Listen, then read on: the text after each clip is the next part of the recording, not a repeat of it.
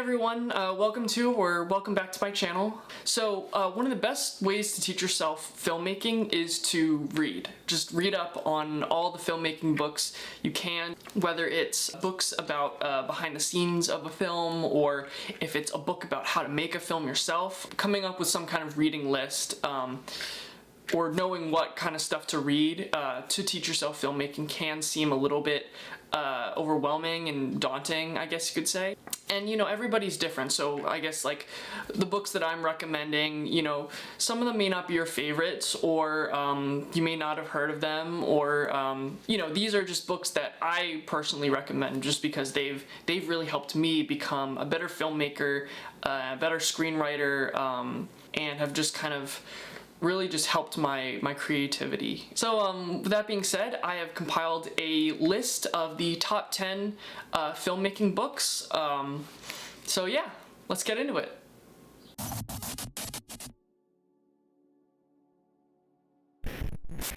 One of the nice things about this book is that it's very direct and to the point. All the definitions are very clear cut. The examples that they give are good enough that they don't require any further explanation. It gives you some examples of like storyboards and stuff, and of like different kinds of shots or camera movements and kind of how to illustrate that. It's also just a really great book to get into if you're interested in the cinematography or the camera or the lighting and like the pre-visualization aspects of filmmaking. So yeah, if you're into that kind of stuff, I would definitely check this one out.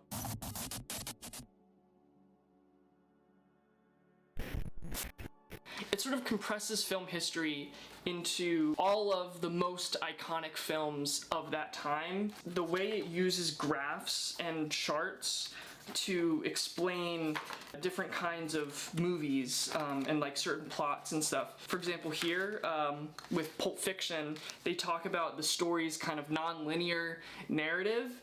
The whole book basically kind of finds clever and creative ways to explain these like otherwise kind of more difficult plot lines or concepts or like genres and stuff in like throughout film history. So if you're interested in like film history and kind of like some of like the technical aspects of filmmaking, but I guess more so film history, I would definitely check this book out. So yeah.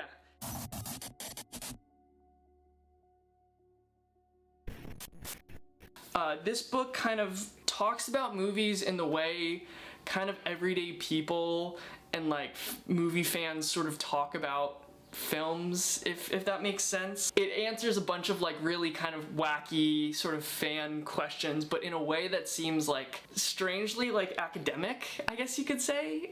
It talks about the film Mean Girls. Essentially, if you took every character from every teen film ever made and kind of put them in sort of like a movie high school together with like Regina George at the center, who would kind of be in her friend group. Johnny Lawrence from The Karate Kid, he would probably get a spot at Regina George's table because he is kind of like a jock bully, but once he loses the All Valley Karate Tournament to Daniel LaRusso, he's like not invited to sit with Regina anymore, which I just thought that was kind of funny, like thinking about like Regina George and Johnny Lawrence in the same light. Super funny.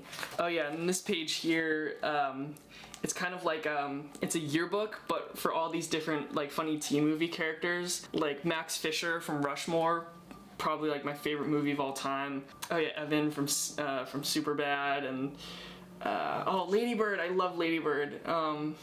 A lot of really great, really fun movie stuff.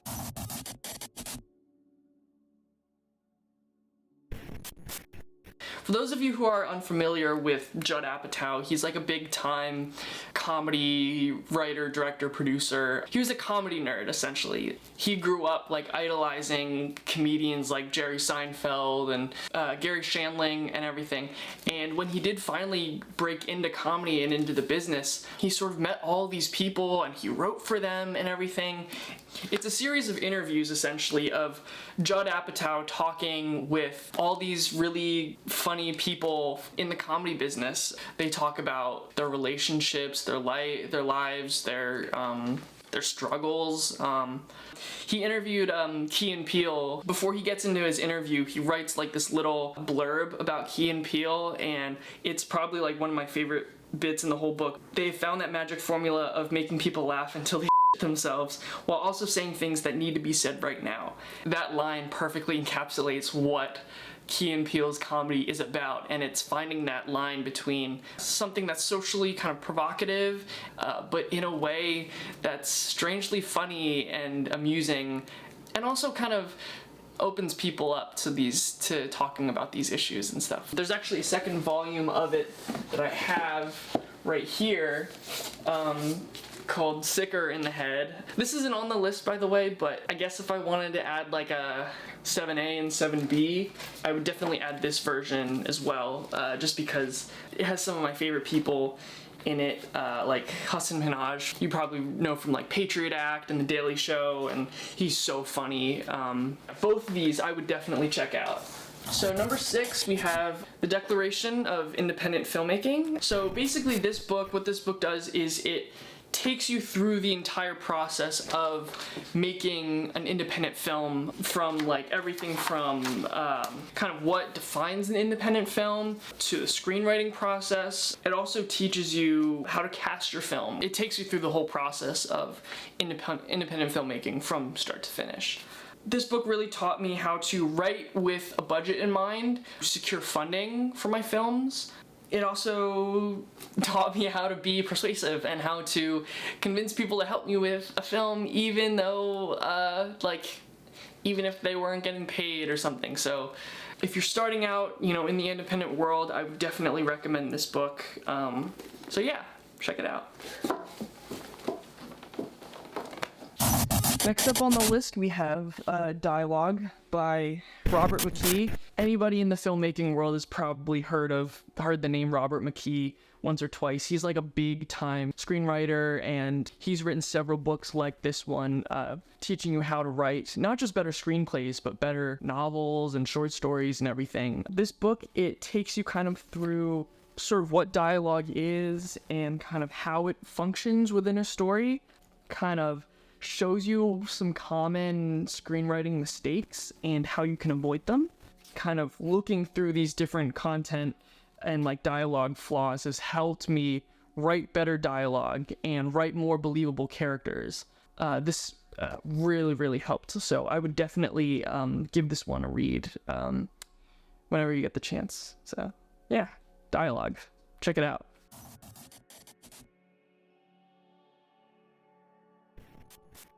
At number 4, we have Now Write, Screenwriting. This book is more so a book of kind of writing exercises that you can use to sort of help you improve your writing. Sometimes it even just helps to like not necessarily do these exercises to improve one particular screenplay, but to just improve on your writing in general and just to do the exercises just straight out of the book. Each chapter is written by an industry professional screenwriter, people who wrote films like Raging Bull, the TV show Lost, Terminator 2. One of my favorite writing exercises in this book is writing a mock interview or a mock therapy session with your characters. It may not sound like it will help your screenplay, but it does help you get a feel for the way characters sound and the way characters act. You know, are they tense? Do they kind of fold their arms like this, or are they more relaxed? Or maybe they're relaxed but in kind of a condescending sort of way where they're like, oh, I don't think I trust you kind of thing. I wrote that for a few characters actually. The married couple in the reunion screenplay, I wrote like a couples therapy session just to kind of get a feel for what they would sound like. I wrote another one for these two characters in this like pilot script I'm trying to write about these 3 kids who run away together to find their parents. The one kid is very like angry and impulsive, but he doesn't like to open up to people. So that exercise is probably like one of my favorites. If you're someone who enjoys writing exercises or wants to improve your screenwriting just purely through, I would highly recommend this book. So yeah, if you're into it, check it out.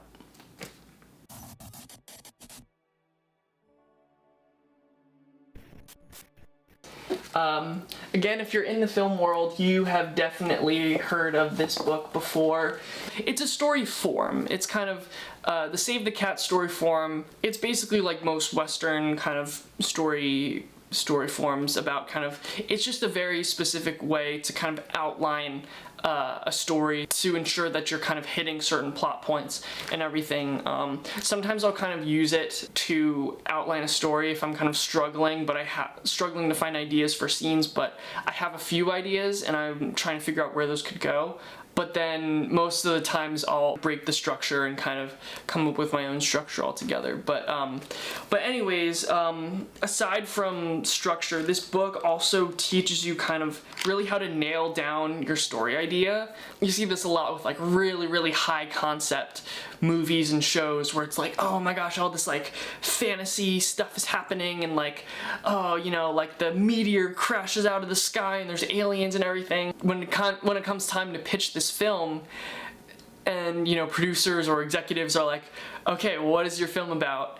And you just have like no idea what the plot is or what the story is, or, you know, it shows you the best ways to kind of really whittle down your story idea to like its most basic, its most core idea, and how to make that a really good selling point for your film, so that once you do have your idea pinned down, you can expand outward on it.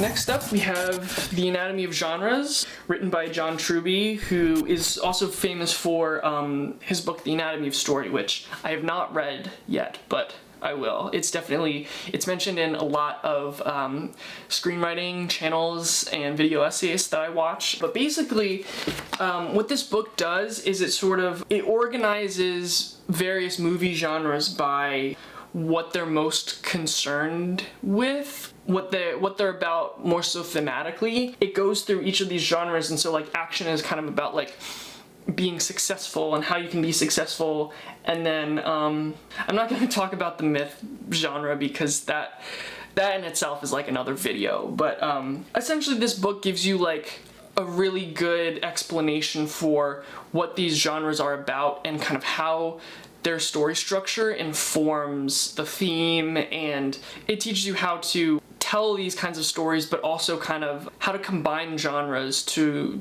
write something that kind of really feels unique. I know personally I tend to write coming of age stories a lot, like I mentioned, the one film with the I keep coming back to it, but the one film with like the married couple in the high school reunion, that in itself is a coming of age story.